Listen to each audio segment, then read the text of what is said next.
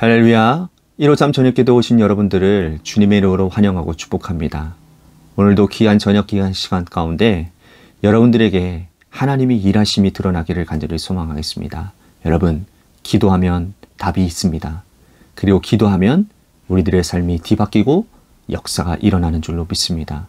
그래서 오늘 이 저녁 시간이 우리에게 얼마나 귀중한 시간인지 모르겠습니다. 우리 같이 먼저 하나님의 말씀 보도록 합니다. 마가복음 9장 38절에서 41절 말씀까지 보겠습니다.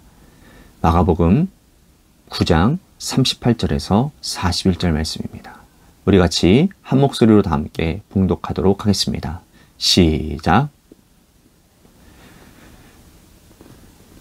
요한이 예수께 여짜오되 선생님, 우리를 따르지 않는 어떤 자가 주의 이름으로 귀신을 내쫓는 것을 우리가 보고 우리를 따르지 아니하므로 금하였나이다. 예수께서 이르시되 금하지 말라. 내 이름을 의탁하여 능한 일을 행하고 즉시로 나를 비방할 자가 없느니라. 우리를 반대하는 자는 우리를 위하는 자니라. 누구든지 너희가 그리스도에게 속한 자라 하여 물 한 그릇이라도 주면 내가 진실로 너희에게 이르노니 그가 결코 상을 잃지 않으리라. 아멘. 여러분, 해가 지고 저녁에 높은 건물 꼭대기에 올라가서 도시 전체를 내려다보면요, 가장 많이 보이는 것이 뭔지 아십니까? 네. 십자가입니다. 여러분들, 제가 한번 필리핀을 가게 될 때는 항상 새벽에 갑니다. 한 새벽 2시 정도, 1시 정도에 출발을 하거든요. 그러면 그 새벽에 이제 인천공항, 그전에 옛날에는 인천공항이었고, 옛날에는 김포공항이었고요. 지금은 인천공항인데, 제가 갔을 때는 김포공항에서 이제 갔었습니다. 2000년이었으니까. 김포공항 하늘을 이제 쭉 이제 비행기가 이제 이륙을 하면서 쭉 올라가면 서울 도심이 한눈에 다 보입니다. 얼마나 아름다운지 몰라요. 그런데 그것을 보면요, 정말 십자가가 그렇게 많습니다. 정말 많아요. 그만큼 도시마다 십자가가 많다라는, 교회가 많다라는 것이죠. 또 그 교회를 보면 다 교단이 다르고, 또 교단 마크가 다르고, 또 교회 마크가 다르고, 뭐 대한예수교 장로회, 뭐 그 안에서는 또 통합, 뭐 합동, 기장, 뭐 고신이 있다고 하네요. 또한 우리 감리교 안에서는, 우리 감리교는 뭐 하나이고, 어쨌든 간에 여러 교단들이 있습니다. 우리는 이러한 교단과 교파가 왜 다른지, 왜 이렇게 생겨났는지 배우기도 하지만 배울 때마다 헷갈리기도 합니다. 그러면서 이렇게 생각합니다. 하나님께서는 왜 이렇게 많은 교단과 교파를, 또 교회를 주셨을까? 하나의 교단, 하나의 교파만 주셨다면 우리가 헷갈리지 않고 그냥 내가 원하는 대로, 편하는 대로 신앙생활을 했을 텐데 라는 생각을 하기도 합니다. 하지만 다른 측면에서 보면 이러한 다른 여러 교단과 교파가 있는 것이 우리에게 어쩌면 참 다행스러운 일이고 하나님의 축복이라는 사실도 알 수 있습니다. 예를 들면 이런 거예요. 나는 뼛속 깊이 감리교 교인으로 신앙생활을 하고 있는데, 한 번은 장로교단을 갔더니 더군다나 고신 측입니다. 제가 필리핀 선교 갔을 때 제가 한인교회를 다닌 적이 있습니다.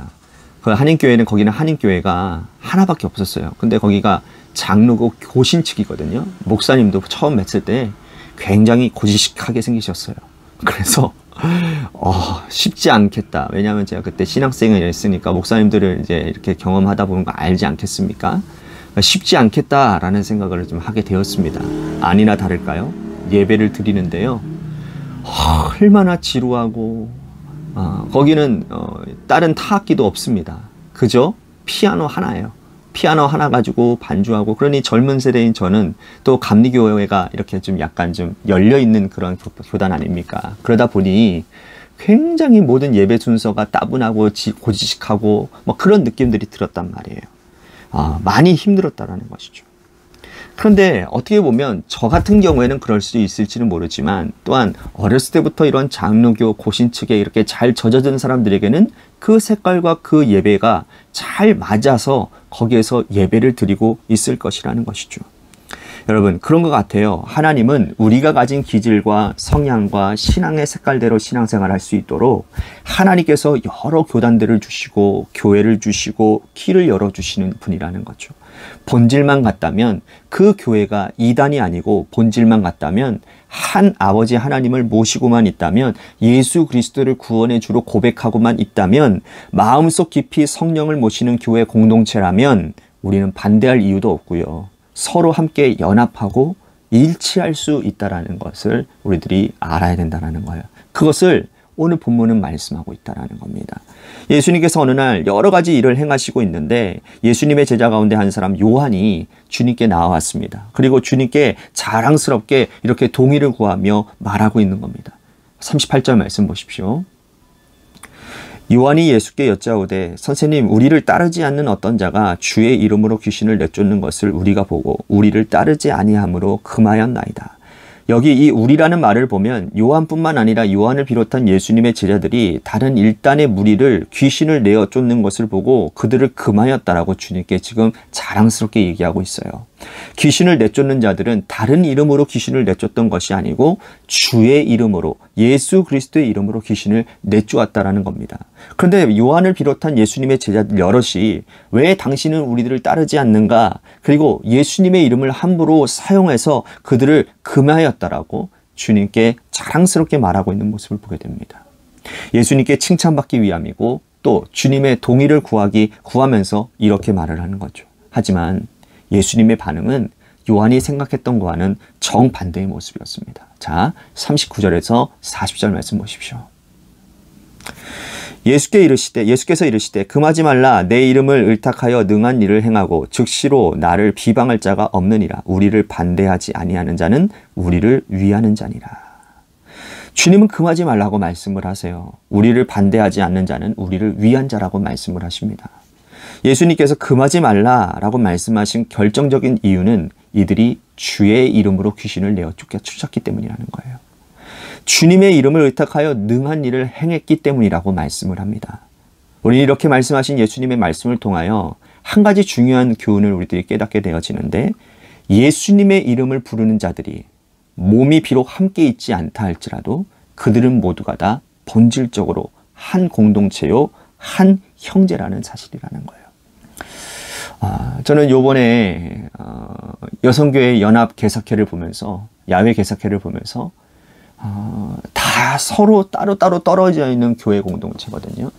참 멀리 떨어져 있는 교회도 있고 요 근방에 있는 교회들도 있고, 하지만 다 나름대로의 교회 안에서 신앙생활을 다양하게 하고 있는 그러한 교회 모임이었어요. 그런데 이 한 행사 안에서 저는 다르다라는 것을 전혀 느끼지 못했어요. 하나다라는 것을 느꼈습니다. 연합되어졌다라는 것을 참 느꼈어요. 그런 거예요. 주의 이름 안에서, 예수의 이름 안에서 우리는 하나가 될 수 있다. 이 얼마나 놀라운 복음입니까? 얼마나 놀라운 은혜냐라는 거예요. 그런데 사람들은 본능적으로 나와 남을 구별짓기를 좋아해요. 나는 저 사람이 나와 저 사람은 무엇이 다른가? 저 사람과 나와는 어떤 점이 다른가를 눈여겨보게 됩니다. 처음에는 다름으로 시작했다가 시간이 조금 지나면 그 다름이 나쁨이 돼요. 저 사람은 나와 다르기 때문에 나쁜 사람이라고 하는 편견이 생기게 되고 또 선을 그어버리는 거예요. 그건 같은 공동체에서도 일어나는 일이고 교회와 교회사에서도 일어나는 일이고 교단과 교단 사회에서도 얼마든지 일어날 수 있는 일이라는 거예요. 한 교회에서도 이러한 일들이 얼마나 많이 일어나고 있습니까? 어떤 사람은 말씀 있는 것을 좋아하는 사람이 있고, 어떤 이는 찬양하는 것을 좋아하는 사람들이 있고, 어떤 이는 기도하는 것을 일생의 목표로 삼는 사람들이 있습니다. 저마다 가지고 있는 신앙의 색깔과 내가 좋아하는 신앙의 방식이 다 있는 거예요. 결국은 다를 뿐이라는 거죠. 말씀 좋아하는 분들은 기도하는 것으로, 찬양하는 것으로 신앙의 여백을 보완해 나가면 되는 거예요. 기도하는 사람은 기도하는 사람도, 찬양을 좋아하는 사람도 역시 마찬가지예요. 나와 다르다고 해서 그 사람은 나와 다름이 곧 나쁜 사람으로 되어지는 것은 아니라는 거예요. 우리는 한 아버지 하나님을 모시고 예수 그리스도를 구주로 고백하고 한 교회 공동체 인격으로 함께 섬기는 자들이라는 거죠. 교회 안에서 서로 하나님을 하나로 섬기는 자들끼리 서로 당짓지 말고 분열하지 말고 서로 함께 손잡으며 나아가는 것이 중요하다라는 거예요. 여러분, 교회 분열하면 어느 교회가 떠오르시나요? 고린도 교회가 떠오르죠. 교대 고린도 교회는 심하게 찢겨져 있는 그런 교회였어요. 바울이 그래서 그 소식을 듣고는 고린도 교회에 편지를 보냅니다. 고린도 교회는 바울파, 게바파, 아볼로파, 예수파로 나눠졌었어요. 바울이 이렇게 말합니다. 나는 심었고 아볼로는 물을 주었고 자라게 하시는 이는 하나님이시라고 말씀을 하고 있습니다. 심는 사람의 성격과 특징이 따로 있고 물 주는 사람의 특별한 능력이 따로 있고 어떤 이는 심는 사람, 같은 기질을 가진 이, 어떤 사람은 물을 주는 사람과 비슷한 기질을 가진 이가 있다라는 거예요. 그들은 다를 뿐이지 결코 악한 자들이 아니라는 거죠. 교회 공동체 안에는 바울을 좋아하는 사람, 아볼로를 좋아하는 사람이 있을 뿐만 아니라 그들 모두 본질적으로 한 분 하나님을 섬기는 자들이라는 거예요. 그러므로 오늘 우리가 주님께서 주시는 이 교훈을 우리들이 마음속 깊이 새길 수 있어야 되는 건다는 거죠. 자, 이러한 시각으로, 이러한 마음으로 하나님의 교회 공동체, 각 사람을 바라보시면 다양함이 함께 모여져서 어우러져서 하나의 놀라운 효과를 만들어내고 강력한 영적 에너지를 만들어내는 교회 공동체, 정말 세상에서 볼 수 없는 신비한 공동체를 만들어가게 된다는 겁니다. 다르지만 복음 안에서 서로 하나가 될 수 있고, 다르지만 서로가 기도하면서 하나님을 같이 섬길 수 있는 것, 이것이 신비로운 일이고 이것은 놀라운 일이에요. 세상에서는 볼 수 없는 일이죠. 그래서 교회가 이 땅에 소망이라는 사실이라는 거죠. 자, 예수님은 여기서 한 걸음 더 나아가서 적극적인 선을 행하라고 말씀을 합니다. 우리 41절 말씀 보겠습니다. 누구든지 너희가 그리스도에게 속한 자라 하여 물 한 그릇이라도 주면 내가 진실로 너희에게 이르노니 그가 결코 상을 잃지 않으리라. 서로가 성향이 다르고 기질이 다르다 할지라도 하나님의 일을 하는 사람들을 서로 만나면 물 한 그릇이라도 주고 서로 선대하고 대접하는 그러한 말씀이라는 거예요. 여러분, 그 전도하다 보면요, 다른 교회 전도대원들을 만날 수가 있거든요. 예, 저희가 이제 몇 번 만났잖아요. 여러 번 만나게 되는데, 그런데 웃긴 건 뭐냐면 우리가 서로 어떤 경쟁 의식을 갖는 게 아니고 서로를 축복해주는 그런 모습들을 보게 돼요. 그죠? 한 번은 지지난주에 목요일 날 영은교회가 전도를 하고 있더라고요. 그래서 저희들이 그 전도 타임에 같이 전도를 하니 저희들이 제 마음 가운데서는 좀 죄송한 마음이 좀 들었어요.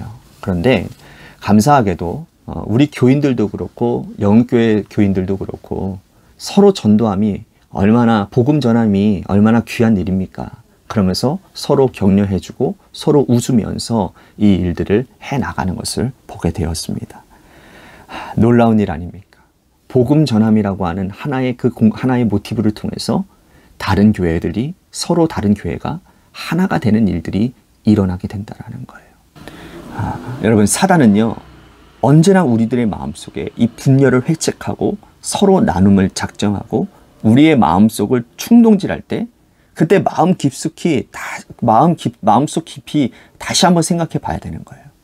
예수님께서도 서로 나뉘어지지 말라라고 말씀하셨고 주의 이름을 부르는 자들은 서로 같은 동역자라고 말씀을 하셨습니다. 바울도 이렇게 말을 합니다. 성령의 하나 되게 하심을 힘써 지키라고 했어요. 왜 힘써 지키라고 했을까요? 생각해 보면 사단은 우리의 마음을 계속해서 분열로 몰아넣기 때문이라는 거죠. 그래서 우리는 한 하나님을 섬기는 자들, 우리는 모두가 다 한 공동체의 힘을 믿고 기도하며 힘써 지키는 기도의 백성들이 되어야 되는 거죠. 사랑하는 성도 여러분, 주의 이름을 부르는 자들 여럿을 만나게 되면 다른 교회에 봉사하는 분들 혹은 다른 성향을 가진 그런 분들을 만나도 우리는 선한 손길을 대접하며 우리들이 선을 베풀 수 있는 그러한 사람들이 되어야 될 줄로 믿습니다.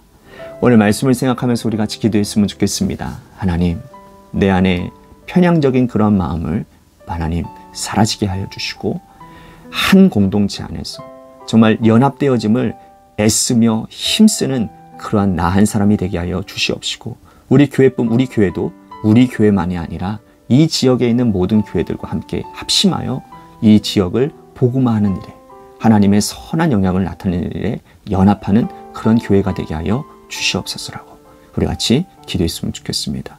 또 한 가지 우리 같이 기도할 것은 육신의 연약함으로 질병으로 고통당하시는 분들 많이 있습니다. 여러분들에게 특별하게 기도 제목을 좀 요청을 드리겠는데요. 지난 수요일 날, 어제죠. 어제 저희 교회에 전화가 왔었습니다.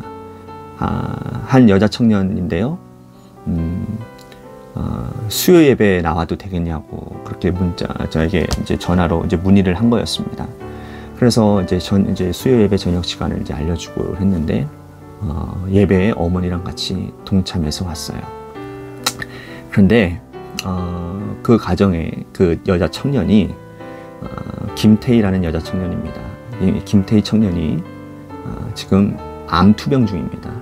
그래서 지금 항암 치료를 받고 있는 것 같아요. 정확한 거는 제가 또 다시 한번 만나서 물어봐야 되겠지만, 하나님께서 우리 교회로 인도하셨다라는 거예요. 마음에 감동을 주셔서 저희 교회로 인도해 주셨다라는 겁니다. 그래서 인터넷으로 검색해서 저희 교회 주소, 저희 교회 전화번호를 찾아서 연락을 했다고 하더라고요.